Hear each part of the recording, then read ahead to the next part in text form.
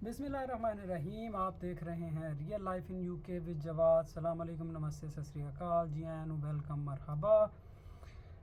आज मेरा आप लोगों से वीलॉग करने का मकसद यही है कि मैं आप लोगों को कुछ ऐसी इन्फॉर्मेशन दे दूं जिसके साथ हो सकता है कि आप लोग भी अपना फ्यूचर जो है उसको सिक्योर करने में कामयाब हो जाएं।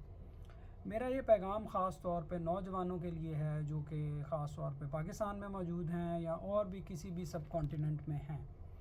तो एक छोटा सा पैगाम है आप लोगों के लिए, वो ये है कि अगर आपने कोई भी एजुकेशन हासिल की है जो कि हमारे कंट्रीज़ में नॉर्मली होती है, FA, BA, MA, MSc, FSc, physics, bio, किसी भी चीज़ में आपने अगर एजुकेशन ली है तो मेरी आपसे रिक्वेस्ट है कि कोशिश करें कि आप टेक्निकल एजुकेशन की तरफ ज़्यादा माइल हों, जिसमें आप mechanical engineering, civil engineering, electrical engineering, architect engineering, petroleum engineering, ये जो शोबे हैं इनको चूज़ करें, क्योंकि बाहर कंट्रीज़ जो हैं इनमें इन टेक्निकल स्किल्स की बहुत ज़्यादा मांग है। तो अगर आप पढ़ाई के बारे में या कॉलेज के बारे में सोच रहे हैं मैट्रिक करने के बाद, तो कोशिश करें कि इन कोर्सेज़ में इनरोल करें, इन इंजीनियरिंग कोर्सेज़ को आप करें। दूसरा ये पैगाम उन बच्चों के लिए, उन भाइयों के लिए, उन लोगों के लिए है जो FA वगैरह कर चुके हैं या अपनी तालीम मुकम्मल कर चुके हैं, तो वो शॉर्ट कोर्सेज़ कर सकते हैं, जिसमें air conditioning technician, electrician, plumber, painter, carpenter, car mechanic, जो इस तरह के कोर्सेज़ हैं। ये बहुत शॉर्ट और छोटे कोर्सेज़ हैं जो आप 1 साल, 6 महीने, 2 साल में कर सकते हैं। इनको करें। इनको करने के बाद आप जल्दी से जल्दी कोशिश करें कि आप मूव हों पाकिस्तान से, क्योंकि करंटली जो सिचुएशन है इसमें लोगों के लिए सरवाइव करना बहुत ज़्यादा मुश्किल हो गया है।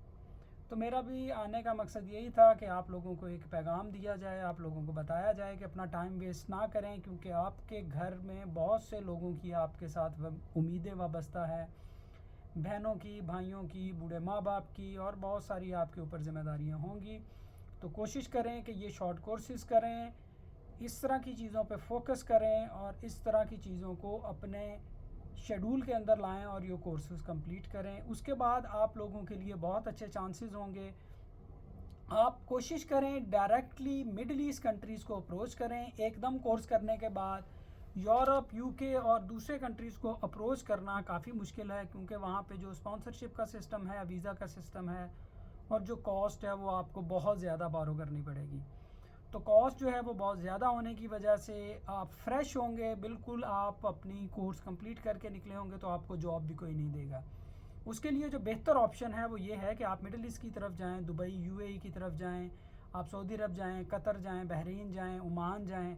इन कंट्रीज़ में टेक्निकल हुनर्स और टेक्निकल काम करने वालों की बहुत ज़्यादा रिक्वायरमेंट है, बहुत मांग है।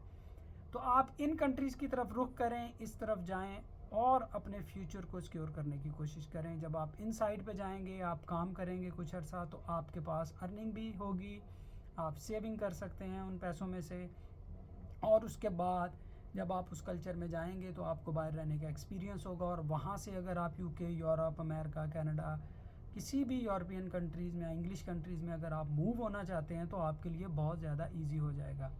जब आप इस तरह के छोटे छोटे कोर्स कर लेते हैं, जिसमें इलेक्ट्रिकल का कोर्स है, प्लम्बिंग है, electrical engineering, civil engineering, architect, petroleum, जो भी डिप्लोमा या कोर्सेज या डिग्रीज़ हैं, जब आप लोग ये कर लेते हैं तो आपके पास चांसेस ज़्यादा हो जाते हैं, ख़ास तौर पे मिडल ईस्ट वाली साइड पे मूव करने के, और जल्दी मूव करने के। उसमें यह है कि पाकिस्तान में बहुत सारी एजेंसीज़ हैं, पाकिस्तान में बहुत सारे ओवरसीज़ एम्प्लॉयर बैठे हुए हैं जो कि इस तरह के लोगों को ढूंढते हैं और जिनकी बहुत ज़्यादा डिमांड होती है। दूसरा जो एक मेन चीज़ है जिस पे हमारे शायद पाकिस्तान में लोग काम नहीं कर रहे हैं और दूसरे कंट्रीज़ इस पे ज़्यादा काम कर रहे हैं, इंडिया में बहुत ज़्यादा काम होता है, बांग्लादेश में बहुत ज़्यादा काम हो रहा है, श्रीलंका में हो रहा है, वो है hospitality sector, means that hotel industry का सेक्टर जो है। इसमें पाकिस्तान में अभी जो रिसेंटली मैंने देखा है कि कुछ कॉलेजेस वगैरह शुरू हुए हैं जहाँ पे हॉस्पिटैलिटी से, होटल इंडस्ट्री से रिलेटेड ट्रेनिंग्स करवाई जाती हैं। तो अगर आप इन कोर्सेज में अपने आप को इनरोल करते हैं तो इसका फ्यूचर जो है वो बहुत ज़्यादा ब्राइट है आने वाले दिनों में, क्योंकि आहिस्ता आहिस्ता कोविड के बाद, कोरोना के बाद जो इंडस्ट्री है होटल की, वो दोबारा खुलनी शुरू हो गई है, वो अपने नॉर्मल कंडीशन पे आ रही है, और यहाँ पे डिमांड है, मिडिल ईस्ट में बहुत ज़्यादा डिमांड है आगे आने वाले 10 सालों में उनको कम से कम 10, 20 से 25 लाख नए लोगों की ज़रूरत पड़ेगी कि जो कि होटल और हॉस्पिटैलिटी इंडस्ट्री में जाएं और काम कर सकें। इस सिलसिले में मैं कोशिश करूंगा कि अपने जानने वालों से रब्ता करूं और पाकिस्तान में कौन सी यूनिवर्सिटीज़ या कौन से नए कॉलेज और कौन से इदारे ऐसे बने हैं जो कि इनसे रिलेटेड कोर्स करवा रहे हों और इनसे रिलेटेड आपको टेक्निकल स्किल्स और हुनर दें, जिसके बाद आपके लिए मुल्क से मूव करना बहुत ज़्यादा आसान हो जाए, वो भी बहुत कम से कम मिनिमम कॉस्ट में। जब आपने इस तरह का कोर्स किया होगा और जब आपने इस तरह का कोई हुनर सीखा होगा तो आपके लिए वहाँ पे जाना और काम करना बहुत आसान हो जाएगा। तो इन चीज़ों पे गौर करें। पाकिस्तान में जो है वो ये अपॉर्चुनिटीज़ बहुत ज़्यादा नहीं हैं, क्योंकि पाकिस्तान में इतना ज़्यादा टूरिज़म नहीं है और पाकिस्तान में इतने ज़्यादा होटल्स भी नहीं हैं। और जो लोग इन साइड पे इंटरेस्टेड हैं उनको चाहिए कि वो प्रॉपर कोर्सेज़ वगैरह कर लें, जो कि बहुत ज़्यादा हाईली डिमांड नहीं है। दूसरा जो है, एक आखिरी बात मैं अपने इस वीलॉग में आप लोगों के साथ करता चलूँ कि मुझे मेरे टिकटॉक पेज पे और फेसबुक के भी पेज पे और जो मेरा यूट्यूब चैनल है उसके भी पेज पे बहुत सारे लोगों के जो क्वेश्चन आते हैं और एक जो बड़े कॉमन क्वेश्चन आ रहे हैं, मैं उनको ज़रा पहले हाईलाइट करके आपको उसके बारे में बात कर दूं। एक तो बड़ा जो कॉमन क्वेश्चन मुझे आ रहा है, हर बंदा मुझे मैसेज में यही लिखता है कि kindly we need visa, kindly give us a visa, क्या वीज़ा अरेंज कर दें, हमें वीज़ा चाहिए, प्लीज़ मुझे 1 वीज़ा दे दें। तो भाई मैं पहले आपको एक बात क्लियर कर दूं, I am not a travel agent, I am not a agent और वीज़ा प्रोवाइडर। देखें, मैं भी आपकी तरह एक आम इंसान हूं और मैं भी इन्हीं प्रोसेस से, इन्हीं चीज़ों से सीखते सीखते, ट्रेनिंग लेते लेते बाहर निकला हूं और आज इस जगह पे आके बैठा हूं। तो उसके लिए भी आपको किसी एजेंट की या किसी ट्रैवल माफिया की ज़रूरत नहीं है। आप ख़ुद कोशिश करें। जिन कोर्सेज़ के बारे में मैंने बात की है, अगर आपने ये कोर्सेज़ किए हुए हैं तो फिर आपको गाइडेंस मैं दे सकता हूँ, बता सकता हूँ कि आपने कैसे अप्लाई करना है, आप किस मुल्क के लिए अप्लाई करें, कहाँ पे आपको जल्दी मिल जाएगा और आप कैसे जा सकते हैं। ये जो चीज़ें हैं ये मुझे काफ़ी सुनने को मिलती हैं। हर बंदा मुझे मैसेज करता है कि जी kindly provide us a visa, kindly provide us sponsorship, जो कि मेरा काम नहीं है, मैं ये डील नहीं करता। मैं आपको सिर्फ ये बता सकता हूँ कि आपने लीगल तरीके से आना है।